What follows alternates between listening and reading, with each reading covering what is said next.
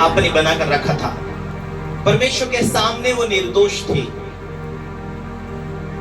अपने पति के अधीन रहना, ये वचन कहता है जब तुम अपने पति को अधीन रहोगे और विश्वास योग्य रहोगे प्रार्थना के साथ।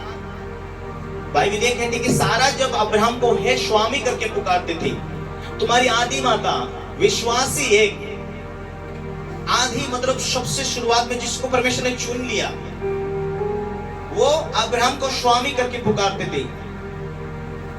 हालेलुया। शादियां कब टूटती हैं? शादियां इसलिए टूटती हैं कि जब पति पत्नी में एकता खत्म हो जाती है। प्रार्थना यदि पत्नी की अच्छी हो, पत्नी की प्रार्थना दमदार हो और पति बिछड़ने लायक हो जाए, फिर भी पत्नी प्रार्थना में परमेश्वर से मांग सकती है, पिता इसका जीवन चेंज कर। तो स्वर्गीय पिता उनके रिश्ते को इज्जत करता, उनको मान सम्मान देता, इसीलिए उसके पति को चेंज करने का परमेश्वर के पास में ताकत है, उसकी शादी ना टूटे करके। Hallelujah, hallelujah. परमेश्वर का वचन कहता है परमेश्वर जब दोनों का इज्जत करता, आदर करता, दोनों में से प्रार्थना के द्वारा मांगते। जोड़ा बाइबल ये कहती कि जो डोरी 3 धागों से बटी वो कभी नहीं टूटती। कौन सी डोरी? आत्मिक रीति से पति, पत्नी और परमेश्वर, ये 3 डोरी जो है वो टूटती नहीं, कभी नहीं टूटती। उनके बीच में जो परमेश्वर गवाह है, उनके बीच में परमेश्वर रहना चाहिए। परमेश्वर को इज्जत करेंगे तो वो परमेश्वर है। पत्नी कमजोर हो जाए, वो पति संभाल सकता प्रार्थना और वचन के द्वारा। पति कमजोर हो जाए, वो प्रार्थना के द्वारा संभाल सकता। यदि दोनों कमजोर हो जाए तो शैतान को अवसर मिलेगा, दोनों को वो बिछड़ाएगा, तोड़ मरोड़ करेगा। कभी भी पति पत्नी के लिए प्रार्थना करता हूँ, लड़ाई झगड़ा है, मैं प्रार्थना करता हूँ, विभाजन की दुष्ट आत्मा में तुझे बांधता हूँ, तेरे प्रभाव को नष्ट करता हूँ। आज 12-13 साल के अंदर हजारों ऐसे रिश्तों को मैंने देखा और उन्हें प्रार्थना किया, आशीष दिया, वो आज तक टिके हैं। एक जगह जब प्रार्थना किया तो वो विश्वास में आई। उस बहन ने कहा मेरा पति 8 साल हो गया मुझे छोड़कर गया और कभी हम दोनों की बनती नहीं, इसलिए 8 साल हो गया, अब एक दूसरे को बिना देखे बिना चाहे हम रह रहे। पत्नी ने कहा मैं मेरे मायके रहती, वो उसके मायके रहता, बच्चे बड़े बड़े। प्रार्थना किया, मैंने कहा क्या तू अपने परिवार में फिर से शांति देखना चाहती? मैंने कहा उपवास रहे, मैं तेरे लिए प्रार्थना करता हूं, तेरा पति ऑटोमेटिक 8 साल के अंदर फोन करने लगेगा। जैसा मैंने प्रार्थना किया उसे आशीष दिया, उस विभाजन करने वाली दुष्ट आत्मा को डांटा, उसे बांधा। मैंने कहा शैतान तेरी शक्तियां खत्म हो जाए, ये बहन ये भाई वापस एकता में आ जाए। 8 साल के बाद में वो 2 महीने के बाद एकता हो गए। आज 4 या 5 साल हो गया, अभी दोनों साथ में व्यवसाय कर रहे, अच्छा घर बना कर रह रहे। ये सिद्ध खेड़े की बातें हैं। हालेलुया। हमारा परमेश्वर रिश्ता बनाने वाला, जोड़ने वाला परमेश्वर का वचन कहता है मेरे बेटे मेरी व्यवस्था पर रात दिन ध्यान किए रहना। हालेलुया। तुम प्रभु का सुसमाचार रखो, तुम परमेश्वर के आदेश, परमेश्वर के कानून को दिखाने वाले, समझाने वाले हो। परमेश्वर का तुम सिर हो। Hallelujah, hallelujah.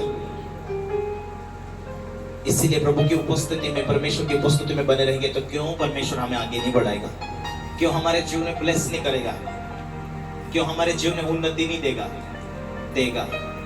हम तन मन पूरी बुद्धि पूरी शक्ति से परमेश्वर से प्रेम करना जरूरी है। हालेलुया।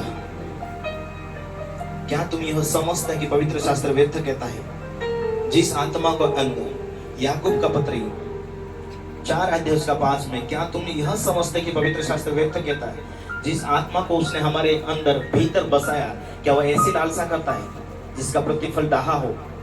क्या लालसा करता पवित्र आत्मा हमारे अंदर बैठकर? क्यों आया है? हमें प्रभु की व्यवस्था के अंदर जीने चलाने के लिए आया है। हमें एक दिन वो स्वर्ग तक ले जाएगा, लेकिन यहाँ से स्वर्गों की एहसास शुरू करवा देगा। जब पवित्र आत्मा तुम में बैठता है, शांति लेकर, आनंद लेकर, खुशियां लेकर, पवित्र आत्मा तुम्हें वचन पढ़ने के लिए पुश करता है, पवित्र आत्मा तुम्हें चर्च जाने के लिए तैयार करता है। आज जो लोग जानने के बाद में भी बाइबल पढ़ने के लिए तैयार नहीं या चर्च आने के लिए तैयार नहीं, पवित्र आत्मा की उपस्थिति को छोड़ दिया, पवित्र आत्मा को दूर कर दिया, पवित्र आत्मा का दिल दुखाया है। पवित्र आत्मा में बने ना रहने के कारण, परमेश्वर के लिए चाहने के लिए योग्य ना बनने के कारण, प्रभु के लिए चाहत नहीं, प्रभु के लिए भूख नहीं, इसलिए वो लोग प्रभु से दूर जा रहे हैं।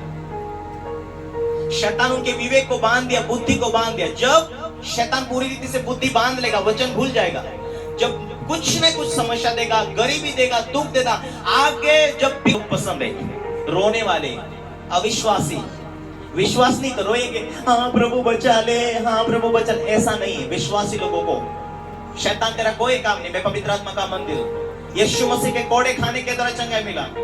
फायर, घोषणा करना, डांटना, ऐसे लोगों को परमेश्वर पसंद है। परमेश्वर का वचन कहता है मेरा धर्मी जन विश्वास से जीव। तेरा विश्वास होना चाहिए परमेश्वर जिंदा है। तेरा विश्वास होना चाहिए सांप और बिच्छू को तू कुचलेगा। तेरा विश्वास होना चाहिए शैतान तेरा कोई अधिकार नहीं मेरे ऊपर, मेरे पति के ऊपर कोई अधिकार नहीं, मेरे पत्नी के ऊपर कोई अधिकार नहीं, मेरे बच्चों के ऊपर कोई अधिकार नहीं, मेरे पैसों के ऊपर तेरा कोई अधिकार नहीं। मैं परमेश्वर की बेटी और बेटा हूं। आपको पावरफुल बनने की जरूरत, आपको बुद्धिमान बनने की जरूरत, आपको वचन को जानने समझने वाला व्यक्ति बनने की जरूरत है। कल मेरे कुएं की ओर से मैं आ रहा था, एक कोक बंद कर रहा था। जैसा मैं कोक बंद करने के लिए गया, वहां घास वास था, बनियान पहना था, जींस के पैंट पहना हुआ था। अचानक एक सांप जो पानी में रहता वो सांप निकल कर आया, पैंट में ऐसा आने लगा। मैं बिना डरे खड़ा है, नहीं तो वो चिल्लाकर पैंट निकाल के हो सांप सांप बोलने की क्या जरूरत। हालेलुया, हिम्मत होनी चाहिए। तो काट भी लेगा, कुछ नहीं होगा। प्रभु मेरे अंदर है, परमेश्वर ये सामर्थ्य मेरे अंदर है। हालेलुया। बिच्छू काट दिया, अंदर से डर है, विश्वास नहीं है, वो अब क्या होगा क्या, तब तो वो जहर जो है काम करना शुरू करेगा। सांप काट दिया, डर शुरू हो गया, अब क्या होगा, अब तो मार लेगा। डर का मतलब विश्वास नहीं है। बिना डरे आपको सामना करने की जरूरत है। हालेलुया। कोई बीमारी का रूप लेकर गठन हो रही, आप डरे हुए, तो वो बीमारी अधिक आपको डरा रही है। डर ही है, डर को शैतान सूंघता है। हालेलुया। आप परमेश्वर के वचनों को जानने वाले बनो। आप वचन बहुत पढ़ते होंगे, बहुत